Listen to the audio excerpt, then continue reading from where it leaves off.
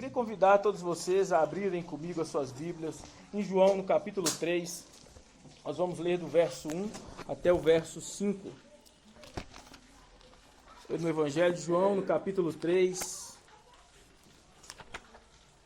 Evangelho de João, no capítulo 3. Nós vamos ler aí Obrigado. Nós vamos ler aí do verso 1 até o verso 5, que diz assim: Havia entre os fariseus um homem chamado Nicodemos, um dos principais dos judeus. Este de noite foi ter com Jesus e lhe disse: Rabi, sabemos que és mestre vindo da parte de Deus, porque ninguém pode fazer estes sinais que tu fazes se Deus não estiver com ele. A isto respondeu Jesus: em verdade te digo, que se alguém não nascer de novo, não pode ver o reino de Deus. Perguntou-lhe Nicodemos: como pode um homem nascer sendo velho?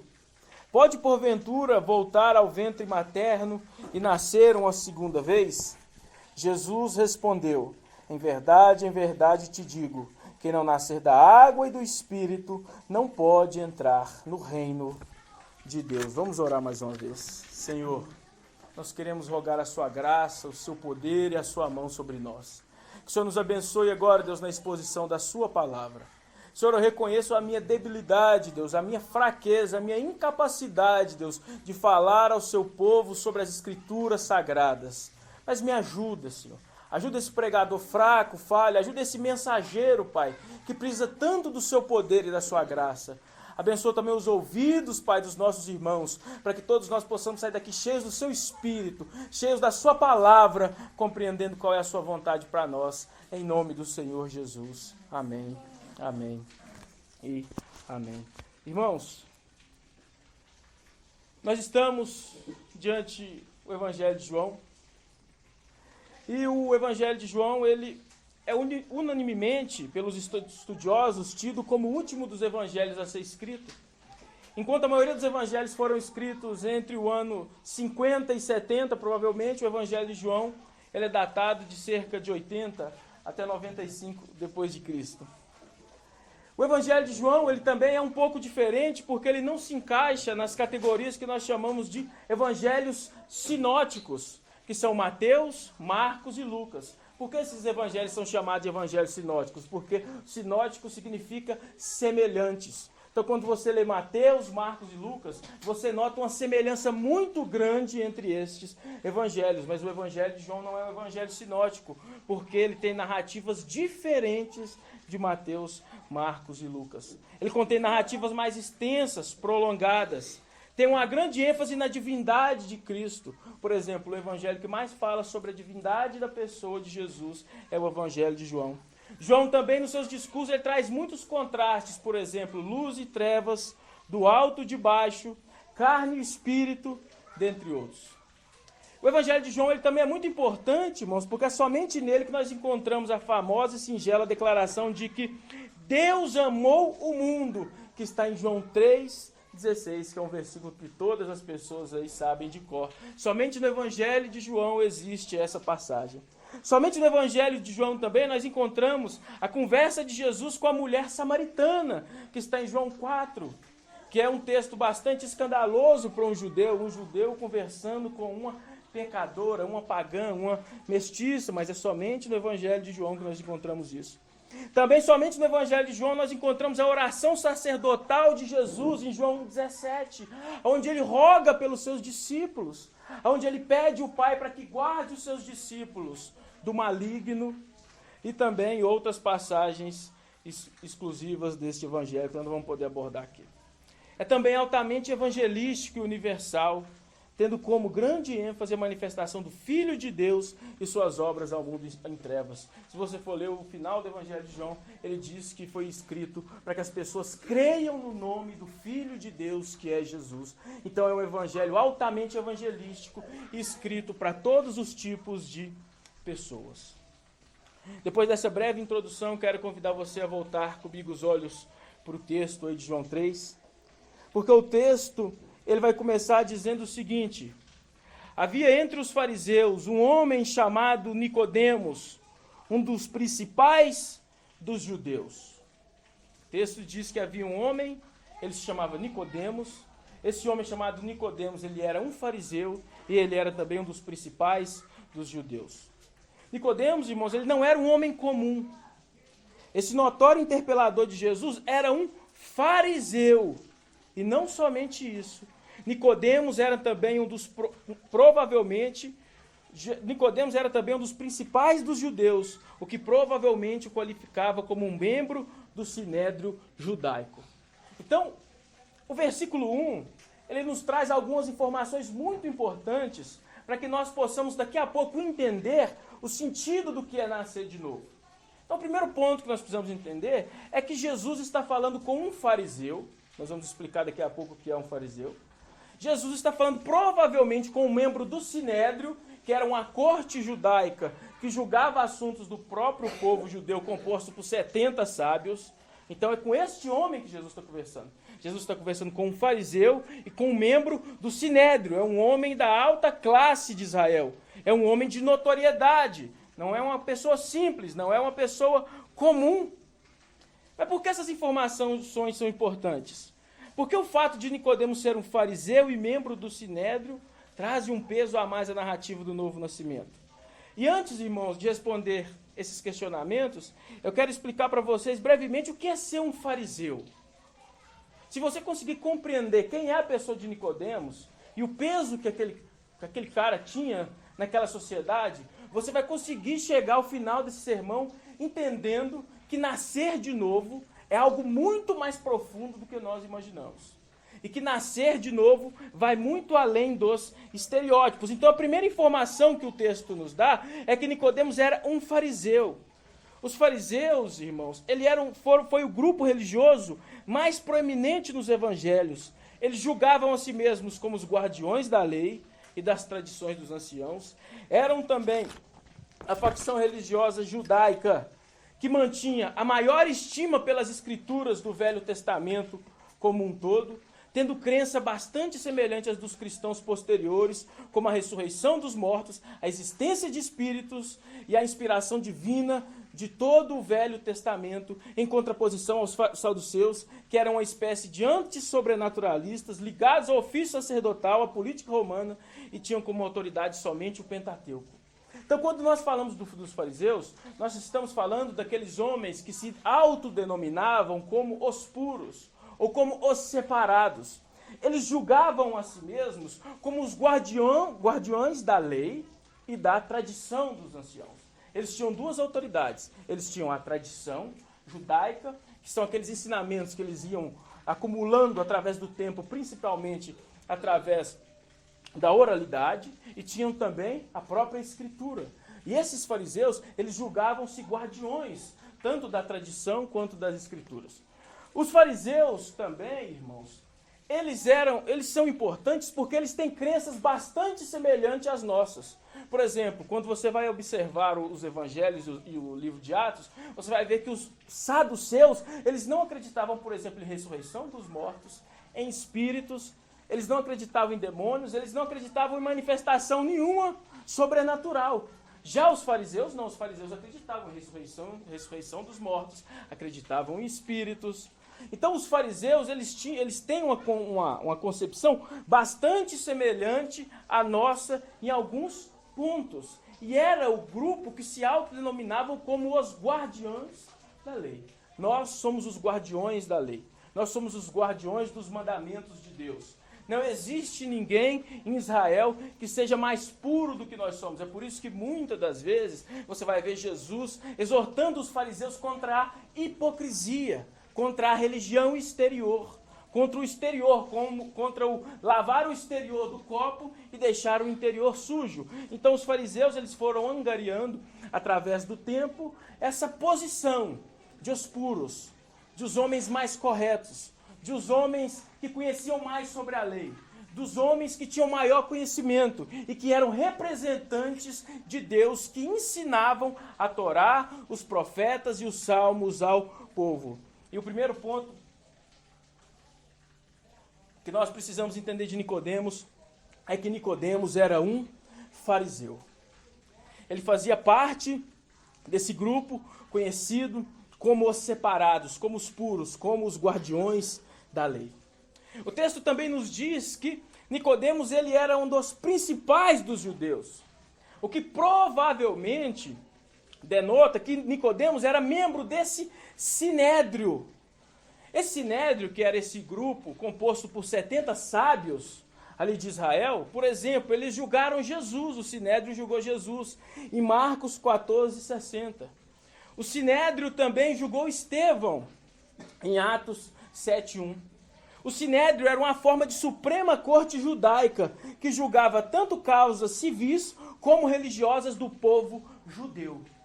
Então o que o sinédrio fazia? O sinédrio era um grupo composto por 70 homens.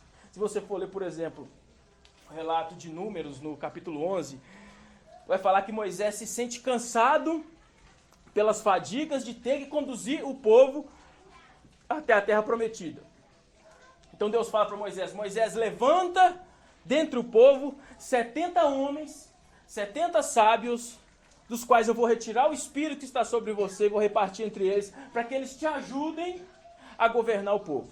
E qual era a ideia do sinédrio? A ideia do sinédrio era justamente esse texto de Números, no capítulo 11.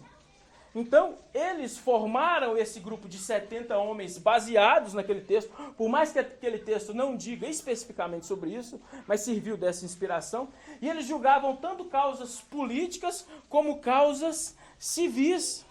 O sinédrio ele possuía, inclusive, em boa medida, poder concedido pelo próprio Império Romano, podendo dessa forma aplicar penas e sanções aos seus réus, mas estando limitados a não praticar a pena capital. Então o que acontece, irmãos? O Império Romano ele começa a crescer muito, ele começa a ganhar muito espaço. E o Império Romano não podia fazer todas as coisas. Então o que o Império Romano fazia? Ele instituiu, por exemplo, uma espécie de corte dos próprios judeus, onde eles poderiam resolver seus próprios problemas. Mas essa corte, que é o sinédrio, que são esses 70 homens, tinham um poder limitado. Eles poderiam julgar causas menores, eles poderiam, inclusive, punir pessoas, trazer sanções sobre as pessoas, mas eles não poderiam praticar a pena capital. O sinédrio, de certa forma, também era um braço de Roma dentro de Israel, trabalhando para o governo romano. Eles não podiam praticar a pena capital, que estava sob a jurisdição de um procurador/governador. Por exemplo, no caso da crucificação de Jesus, o sinédrio, por mais que acreditasse que Jesus deveria morrer, ele não executa a pena, mas o sinédrio conduz Jesus a Pôncio Pilatos. Então vocês estão entendendo que o sinédrio, existia um poder, mas um poder limitado, já que eles começam a julgar Jesus, mas precisam, para a pena capital, levar Jesus até Pôncio Pilatos. Então esse era Nicodemos, ele era um fariseu, um homem do grupo daqueles que se denominavam puro, guardião da lei. Ele era também um membro do sinédrio, ele era também uma autoridade política daquele lugar. Ele também fazia parte desse grupo seleto. O versículo 2, irmãos, ele vai dizer o seguinte, acompanhe comigo. Este Nicodemos, de noite foi ter com Jesus. Essa autoridade judaica, revestida de todo o poder das suas funções, muito provavelmente não quis se comprometer com seus demais pares, e talvez por isso foi se encontrar com Jesus à noite. Essa é uma tese bastante plausível de porque o evangelista enfatiza o momento do dia em que este fato aconteceu. A noite era o momento em que Nicodemos podia inquirir Jesus com mais calma e longe dos holofotes do povo. Então você consegue perceber no texto os detalhes do evangelista? E nada disso é à toa. Começa dizendo que ele era um fariseu, que ele era um dos principais dos judeus e que ele foi ter com Jesus. Mas o evangelista João também faz questão de colocar o momento do dia em que isso aconteceu. E ele nos diz que isso foi de noite. É claro que nós não podemos afirmar categoricamente Nicodemos foi se encontrar com Jesus de noite porque ele estava com vergonha de ser encontrado com Jesus. Pode ser que Nicodemos simplesmente só teve tempo à noite. Nós não podemos afirmar isso categoricamente. Mas a interpretação que a maioria dos analistas bíblicos fazem é que Nicodemos muito provavelmente foi se encontrar de noite com Jesus por medo da represália dos seus pares. Então, a noite seria um momento muito propício para que Nicodemos não fosse visto junto com Jesus. Afinal de contas, irmãos, qual era o grupo que travou maiores embates contra Jesus durante todo o seu ministério, senão os fariseus? Então, Nicodemos indo até Jesus à noite, a chance de Nicodemos ser visto era menor. Então, provavelmente, é que João traz esse detalhe, que Nicodemos foi ter de noite com Jesus. E o que o Nicodemos diz para Jesus, quando ele encontra Jesus à noite? Olha o que Nicodemos diz. Rabi, sabemos que és mestre, vindo da parte de Deus, porque ninguém pode fazer estes sinais que tu fazes, se Deus não estiver com ele. Nicodemos aqui está reconhecendo que Jesus é um mestre verdadeiro, que Jesus faz sinais provenientes de Deus e que Jesus realmente tem algo para ensinar. Então Nicodemos, ao contrário do que nós poderíamos imaginar, não é nem um pouco ofensivo ao se dirigir a Jesus. Pelo contrário, ele é inclusive redundante em seus elogios quando chama Jesus de Rabi e mestre, que querem dizer simplesmente a mesma coisa. Então aqui Nicodemos fala de Jesus como mestre, por duas vezes ele fala Rabi. Sabemos que és mestre, é como se dissesse, Jesus, o Senhor é mestre, e nós sabemos que o Senhor é verdadeiramente um mestre. Então Nicodemos vem com essas palavras até Jesus, o que notadamente caracteriza que Nicodemos tinha algum entendimento que os ensinos de Jesus eram corretos. Nicodemos também reconhece a origem divina dos milagres de Jesus. Ele diz que os milagres de Jesus vêm de Deus, ao contrário de alguns dos seus pares que, em certa feita, chegaram a atribuir os milagres de Jesus a Beelzebu.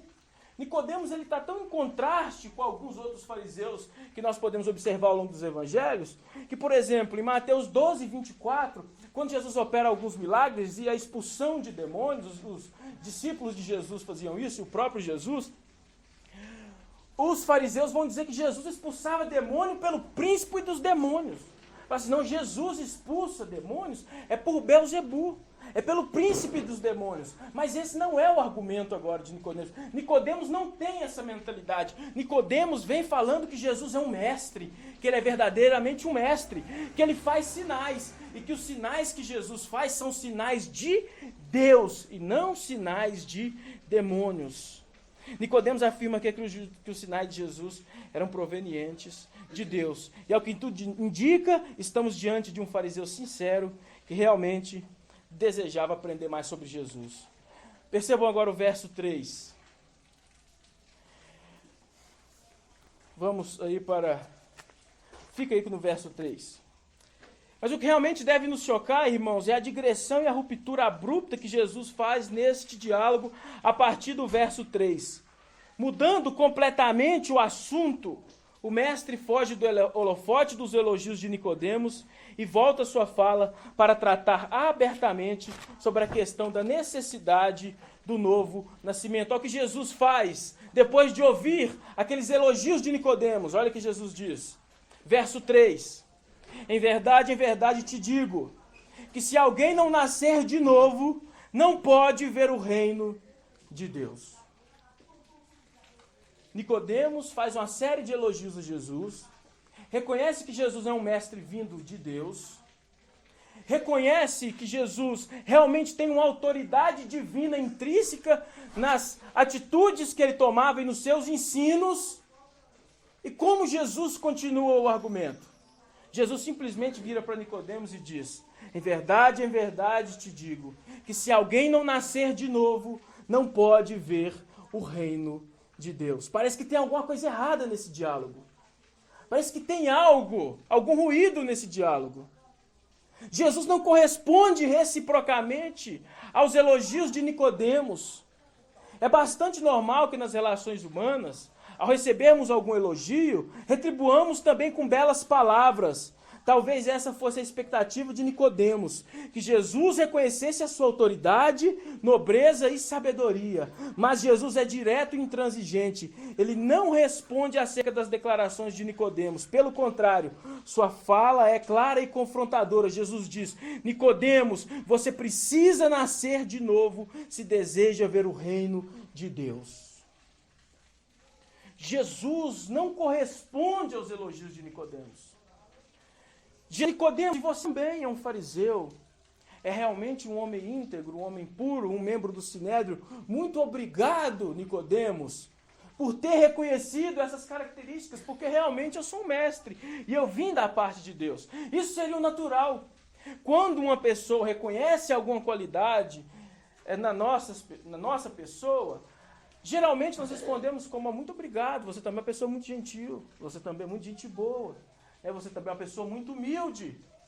Mas Jesus não se preocupa nem um pouco em agradar Nicodemos ou em responder aos elogios de Nicodemos com outros elogios. Jesus é claro. Jesus vira para Nicodemos e diz: Nicodemos, você precisa nascer de novo. Há uma digressão, uma ruptura nesse diálogo. Jesus muda completamente o foco da conversa, de elogios para necessidade. Nós explicaremos, irmãos, com maior detalhes o significado do tema da nossa pregação nessa noite, que é o que é o novo nascimento. Mas agora vamos para o verso 4 e observar qual é a reação de Nicodemos depois de ter elogiado Jesus, ter ido talvez até contrariamente à mentalidade da maioria dos fariseus. Ele fala que Jesus veio de Deus, que Jesus era um mestre. Jesus fala: Nicodemos, você precisa nascer de novo. E como Nicodemos reage? O verso 4 nos diz.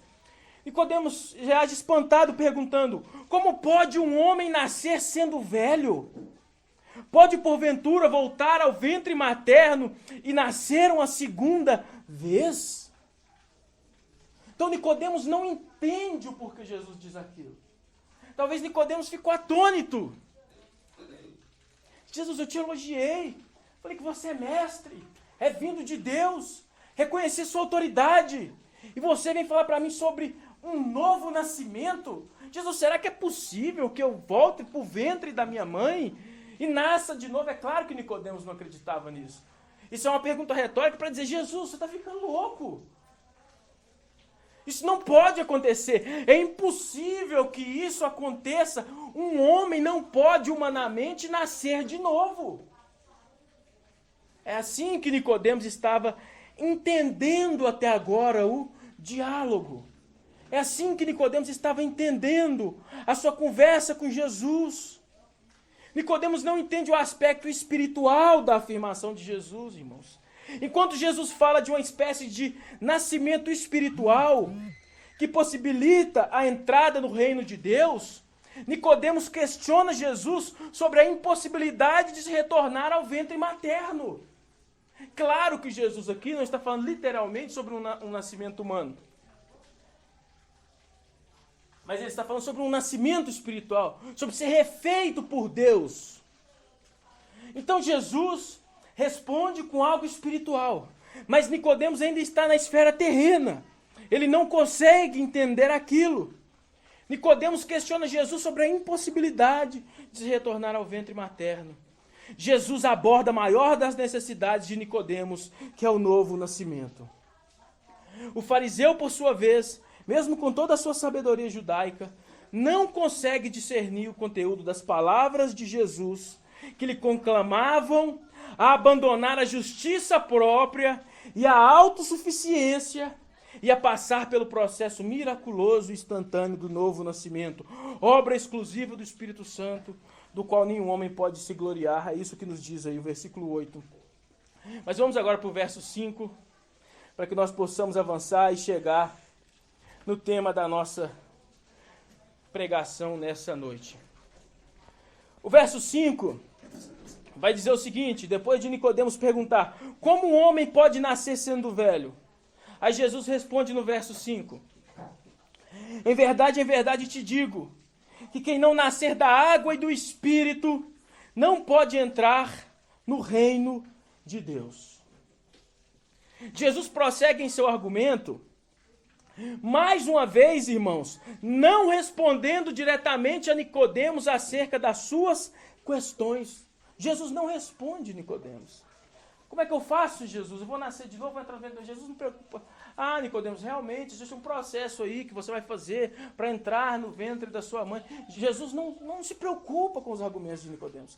Da mesma forma que Jesus não se preocupou no começo com os elogios de Nicodemos, Jesus agora não se preocupa com os questionamentos humanos de Nicodemos. Jesus simplesmente repete que Nicodemos precisava nascer. Agora ele fala da água e do Espírito.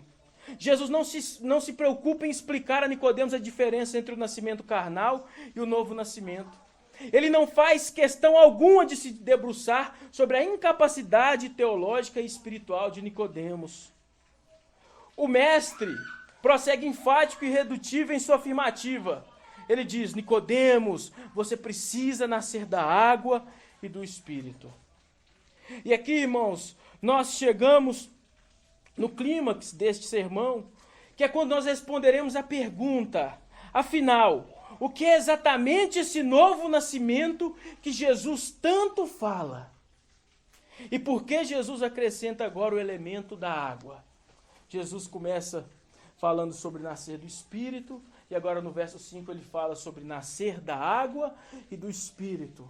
E por que tão importante isso? Porque Jesus, perante um fariseu, um membro do Sinédrio, depois de receber elogios, depois de ter sido reconhecido como um mestre, como vindo da parte de Deus, porque Jesus não desenvolve o argumento naturalmente como qualquer um de nós faria, mas Jesus fala para Nicodemos sobre o novo nascimento.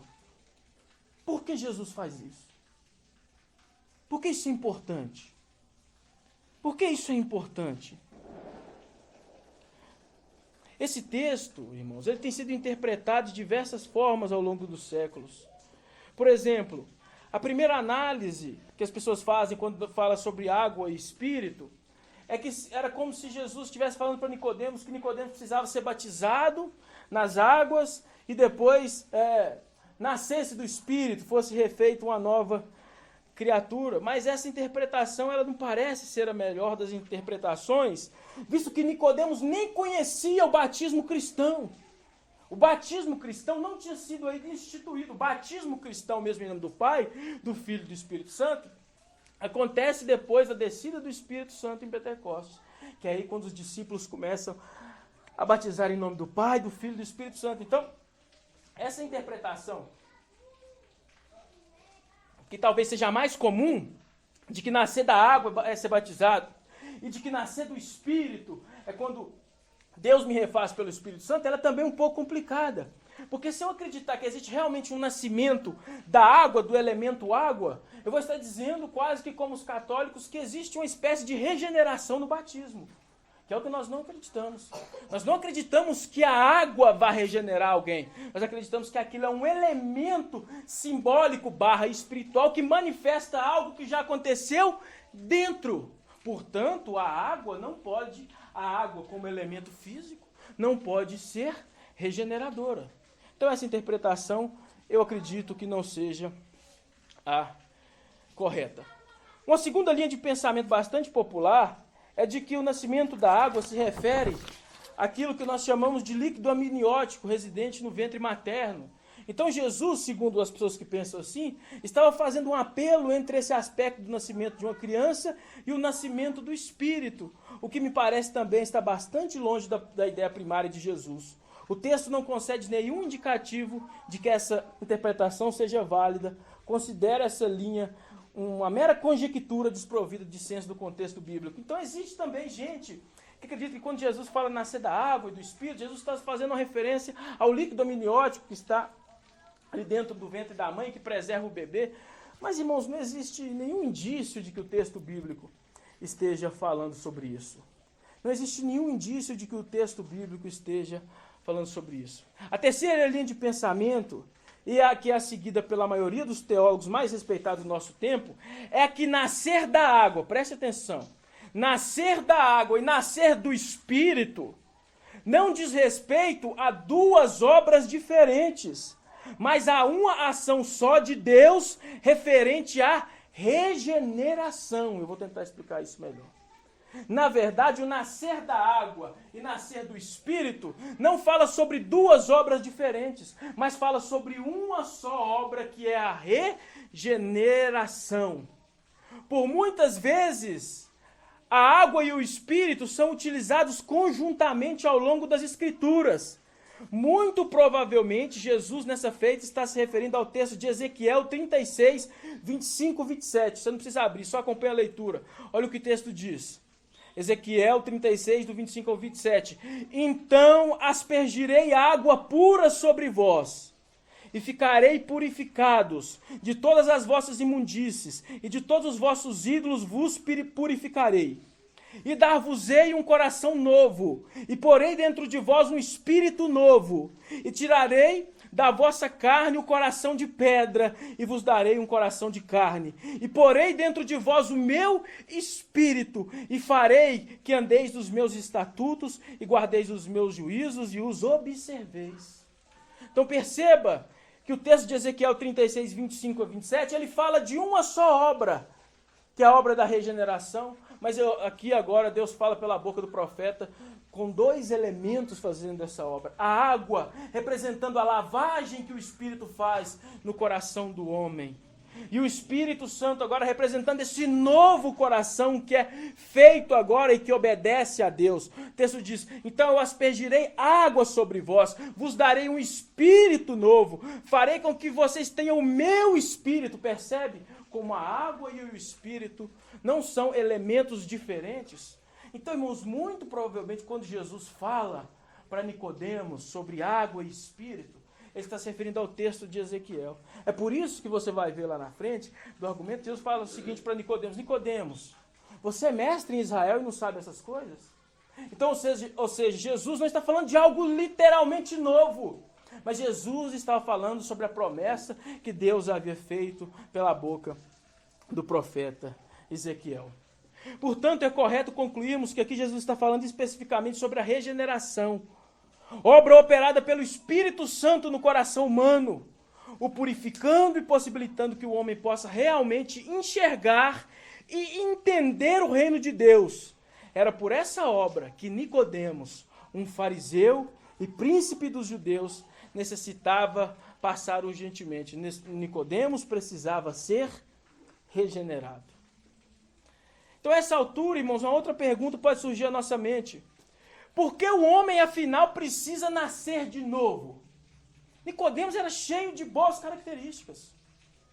Ele era um fariseu. Ele era membro do Sinédrio. Ele era um dos principais judeus. Ele era uma autoridade. Ninguém olhava para Nicodemos e falava assim, ali vai um noiado, vai um cachaceiro. Não. As pessoas viam em Nicodemos só coisas boas. Por que Jesus fala para Nicodemos nascer de novo? Por qual motivo o mero nascimento humano não pode nos conduzir ao céu? Por qual motivo, irmão, só nascer do nosso pai, da nossa mãe, não pode fazer com que a gente veja o reino de Deus? Por qual motivo? Porque eu não posso por mim mesmo alcançar a salvação, que talvez fosse o que Nicodemos tivesse em mente, que talvez pela sua autoridade espiritual, a sua autoridade religiosa, a sua autoridade civil, a sua autoridade política, ele pudesse por ele mesmo, ele acreditasse que ele era um homem salvo através dos seus títulos, da sua postura, daquilo que ele tinha, daquilo que ele era. A Escritura é clara, irmãos, em demonstrar o porquê que o homem precisa nascer de novo. Ela é enfática em responder essa questão. O novo nascimento é necessário por causa do pecado e da morte espiritual que a humanidade ficou sujeita pós-queda de Adão. O homem, em sua situação natural, é chamado de quê nas Escrituras? Preste atenção. Filhos da ira por natureza, Efésios 2:3. Por que o homem naturalmente não pode entrar no céu, a não ser por uma obra miraculosa do Espírito Santo? A não ser pela obra da regeneração. Porque o homem nenhum pode fazer isso, mesmo Nicodemos, que era um grande homem. Por quê? Porque, irmãos, a Escritura nos diz que pós-pecado, nós somos filhos da ira por natureza. Isso significa que nós trazemos, desde a nossa concepção, o pecado entranhado no nosso coração. A Escritura também diz que o homem, ele está, antes de nascer de novo, morto em delitos e pecados. A Escritura, por que você precisa nascer de novo? Por que o homem precisa nascer de novo? Por que só os títulos? Por que só aquilo que as pessoas veem em mim não é necessário? Porque a Escritura diz que o homem naturalmente está morto em delitos e pecados. Não é que a Bíblia fala assim, o homem está numa situação mais ou menos. O homem ainda tem alguma coisinha boa nele. Olha, o homem ainda tem coisas razoáveis nele. A Escritura fala do homem como morto em delitos e pecados. O apóstolo Paulo, Romanos 3:23, vai dizer que todos pecaram e destituídos estão da glória de Deus. A glória de Deus aqui é a comunhão com Deus. Visto isso, irmãos, o novo nascimento se faz urgente e necessário a todo o homem. Você entende agora por que Jesus está falando para Nicodemos que ele precisa nascer de novo? É porque Nicodemos podia ser um bom fariseu. Nicodemos podia ser um bom membro do Sinédrio, tá batendo a carteirinha dele lá no Sinédrio todo dia, todo julgamento. Ele podia fazer tudo isso. Humanamente falando, Nicodemos era um homem irrepreensível. Mas Jesus vira para ele e diz, Nicodemos, você precisa nascer de novo. Você precisa nascer de novo. Caminhando para o final, quero fazer algumas aplicações e conclusões com os irmãos. E a primeira, irmãos, é que nenhum aspecto religioso ou moral externo tem poder em si mesmo de salvar o homem. Nenhum aspecto religioso ou moral externo tem poder em si mesmo de salvar o homem. Irmãos, se o homem pudesse ser salvo pela sua própria moralidade, pelos seus próprios títulos, Nicodemos com certeza seria um dos primeiros da fila. Se o homem pudesse ser salvo por causa daquilo que a sociedade diz sobre ele, por causa dos títulos religiosos, com certeza ele estaria na minha e na sua frente, na fila dos céus. O que nós aprendemos é que nenhum aspecto religioso ou moral externo tem poder de salvar o homem, irmãos. Não tem poder. Você ser um líder de uma igreja, ter cargos eclesiásticos não quer dizer nada. Não quer dizer nada. Nicodemos tinha tudo isso e muito mais. Mas Jesus vira para Nicodemos e diz, Nicodemos, você precisa nascer de novo, meu amigo. Você precisa ser refeito de dentro para fora. Por fora você está lindo, belo. Por fora você parece como uma catedral. Mas por dentro você está sujo, você não nasceu de novo. Você simplesmente aderiu ao judaísmo. Você simplesmente aderiu ao farisaísmo. Você simplesmente aderiu ao sinédrio. Mas você não foi refeito pelo Espírito, Nicodemos. Então o primeiro ponto, irmão, que nós precisamos aprender nessa noite é que nenhum título eclesiástico, nenhuma capacidade humana tem poder em si mesmo de salvar alguém. Nicodemos não era um adúltero, um roubador ou um incrédulo. Pelo contrário, ele era um fariseu de altíssima grife. E não só isso, era também um membro do seleto sinédrio. Mas ainda assim necessitava de nascer de novo. Nós poderíamos nos auto-justificar se Jesus virasse para a mulher samaritana e dissesse, você precisa nascer de novo. Aí nós iríamos dizer, mas ele disse para a mulher samaritana já teve 5 maridos. A mulher samaritana é uma pecadora. Então a mulher samaritana tem que nascer de novo, mas eu não. Comigo está tudo bem. Irmãos, Jesus disse isso para Nicodemos.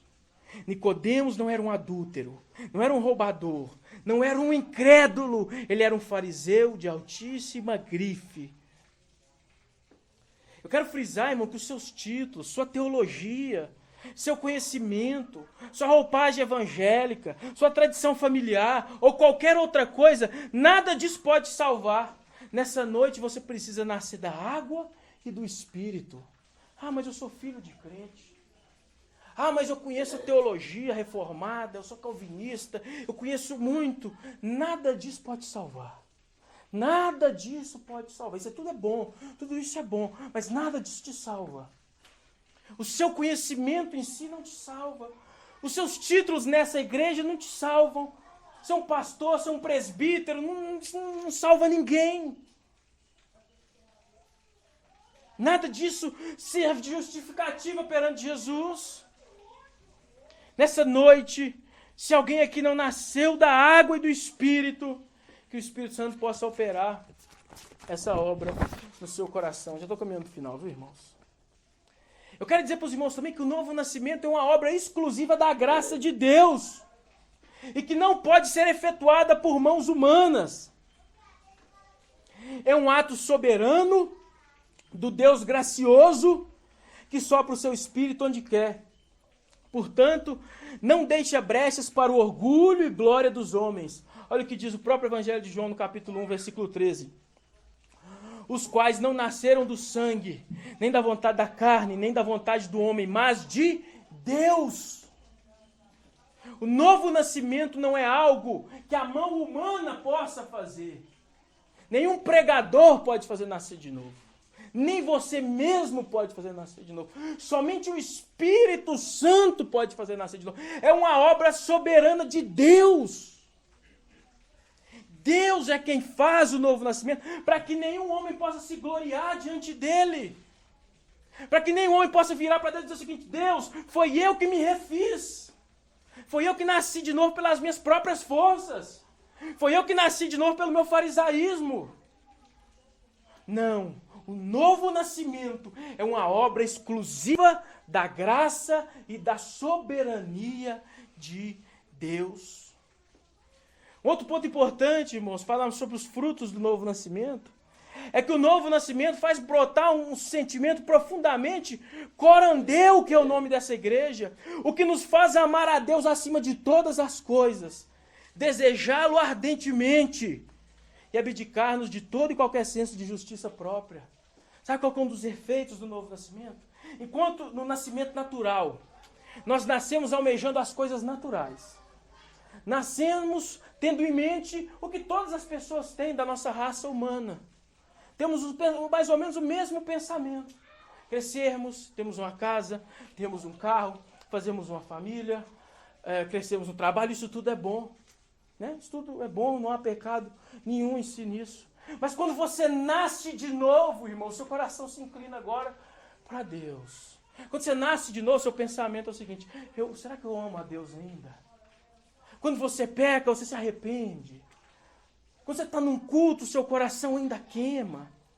Você ainda tem desejo por Deus. Quando você nasce de novo, agora as suas afeições, os seus sentimentos se voltam para Deus. Enquanto no nascimento terreno as suas afeições, seus sentimentos se voltam para a terra, no novo nascimento seus sentimentos se voltam para Deus. Você começa a amar a Deus. Você começa a desfrutar de Deus. Você começa a ter prazer em Deus. Deus começa a ser para você, irmãos, o ápice da sua vida. E não simplesmente aquele cara que te dá uma bênção, que te abre uma porta, que te faz isso, que te faz aquilo. Mas Deus é o ápice da vida daquele que nasceu de novo. O novo nascimento, irmãos, ele também deixa marcas claras na vida do regenerado. E como obra efetuada pelo Espírito Santo, não poderia ter outra consequência senão o desejo profundo e constante por uma vida de santidade e o ódio ao pecado. Se quando, irmãos, estamos ainda em trevas, mortos nos nossos delitos e pecados, com a antiga natureza, amamos o pecado, temos prazer no pecado. O pecado é a nossa vida. Eu me lembro, quando eu não era convertido, eu já acordava pensando o que eu ia fazer de errado naquele dia. Mas enquanto você não nasceu de novo, é um motivo de prazer, de alegria. Quando você nasceu de novo, é impossível que você, que foi feito agora por esse Espírito, que é chamado de santo, não viva em santidade e odeie o pecado. É justamente isso que o apóstolo João nos ensina lá na sua primeira epístola, no capítulo 5, verso 18, que ele diz: sabemos que todo aquele que é nascido de Deus não vive na prática do pecado. O que é o nascido de Deus? Aqui João está empregando a linguagem do próprio Jesus. Foi ele que escreveu esse evangelho. O que é nascido de Deus? Nascido de Deus é quem nasceu de novo. Sabemos que todo aquele que é nascido de novo não vive na prática do pecado. Quem nasceu de novo peca? Peca, irmãos. Se você nasceu de novo, você pode errar. Mas você nunca vai permanecer no pecado. Você nunca vai permanecer no erro. O Espírito Santo nunca vai deixar com que você continue pecando. Ele não vive em pecado. Portanto, julgar a si mesmo como regenerado e permanecer, irmão, nas práticas pecaminosas, como por exemplo a pornografia, que é um mal que assola os nossos tempos. Se você tem algum problema com isso aqui, irmão, procure ajuda. Mas não fique nesse pecado constantemente, porque se você fica, provavelmente você não é um nascido de novo. Porque o nascido de novo, ele pode até pecar, ele pode até errar, mas ele não permanece no pecado, então cuidado. Cuidado com isso, com as práticas pecaminosas, a pornografia, a fornicação, a lascívia, o adultério, a mentira, o linguajar torpe, ou qualquer outra coisa. Se você acredita que você nasceu de novo e vive praticando essas coisas, você não está fazendo nada mais do que enganar a si mesmo e caminhar rumo ao inferno obstinadamente. Que isso, homem? Nós começamos a igreja agora, vai falar isso aqui? Vai espantar os irmãos. Não vai não, irmãos. Se você for crente, quando o evangelho te confronta, você fica alegre, você fica feliz, você fica satisfeito. Todo aquele que é nascido de Deus não vive na prática do pecado. Não vive na prática do pecado. O novo nascimento gera frutos evidentes, e a santidade, sem dúvida, é um deles. Por exemplo, Charles Spurgeon dizia: a santidade é o lado visível da salvação. A santidade é o lado visível da salvação. Não podemos olhar aqui, irmãos, e saber quem são salvos, quem não são. Isso foge da nossa alçada. Isso é o papel de Deus. Mas Spurgeon dizia: é impossível que você seja um salvo e não demonstre frutos claros. Spurgeon dizia: a santidade é o lado visível da salvação. Então, se você foi refeito por esse Espírito que é santo, é impossível que você viva uma vida em pecado. O nascimento do Espírito também não poderia nos conduzir para outro caminho, senão seu próprio fruto. Dessa forma, irmão, ser um nascido de novo é produzir em larga escala o fruto do Espírito, que é amor, alegria, paz, longanimidade, benignidade, bondade, fidelidade, mansidão, domínio próprio. Da mesma forma, irmãos, que o homem, no seu nascimento espiritual, ele produz os frutos da carne. Agora o homem que nasceu do Espírito, nasceu da água, foi regenerado, foi lavado pelo Espírito, é impossível que ele, como consequência desse novo nascimento, não produza o fruto do Espírito. O fruto do Espírito, irmãos, não é algo para uma elite seleta da igreja. Ah, eu vou esperar que o David tenha o fruto do Espírito. Ah, mas o Gabriel não precisa. Ah, o David precisa, porque ele é uma autoridade nessa igreja. Mas o Gabriel não precisa, o Gabriel ele canta. Isso é um equívoco. O fruto do Espírito, irmãos, é a evidência da salvação na vida de qualquer crente. Se vocês julgam um nascido de novo e não produz essas coisas, que é o amor. O amor aqui, irmãos, é acima de tudo o amor por Deus, o amor pela igreja, a alegria da salvação. Aqui fala também sobre elementos de moderação, que é a longanimidade, benignidade, bondade. Se você é uma pessoa totalmente desequilibrada, que não quer saber de nada, você precisa tomar muito cuidado. Irmãos, que nós possamos rogar a Deus entendimento sobre essas coisas. E que nós não nos esqueçamos que se alguém não nascer de novo, não pode ver o reino de Deus. Se alguém não nascer de novo, irmãos, não pode ver o reino de Deus. Você pode estar aqui nessa igreja. Você pode ter uma Bíblia. Você pode pregar. Você pode cantar. Mas se você não nasceu de novo, você não pode ver o reino de Deus. Amém, irmãos? Que Deus nos abençoe e nos ajude essa noite. Vamos fazer uma oração e depois vou passar a palavra novamente para os nossos irmãos aqui do louvor, que vão estar aqui cantando. Senhor, nós te agradecemos, Senhor, porque o Senhor é bom, Deus, porque o Senhor é misericordioso. Nós queremos te pedir, Deus, que essa igreja seja uma igreja de pessoas verdadeiramente regeneradas. Que nós não possamos, Deus, acreditar nos nossos títulos, nas nossas capacidades, Pai, naquilo que as pessoas dizem de nós. Que nós não sejamos como Nicodemos, Deus, que acredita que a justiça própria é suficiente para se entrar no reino de Deus. Mas nós queremos, Deus, nascer da água e do Espírito. Nós queremos ser regenerados, Senhor. E nesse momento nós confiamos apenas na Sua presença, porque isso é obra exclusiva do Seu poder e da Sua mão. Então nos abençoa, Senhor. Nos fortalece, abençoa essa igreja, para que possamos cada dia mais, Pai, evidenciarmos frutos dignos de arrependimento, fruto do Espírito, Deus, manifestação de que fomos refeitos de dentro para fora, Deus, e que o Seu nome seja glorificado nas nossas vidas, em nome de Jesus. Amém.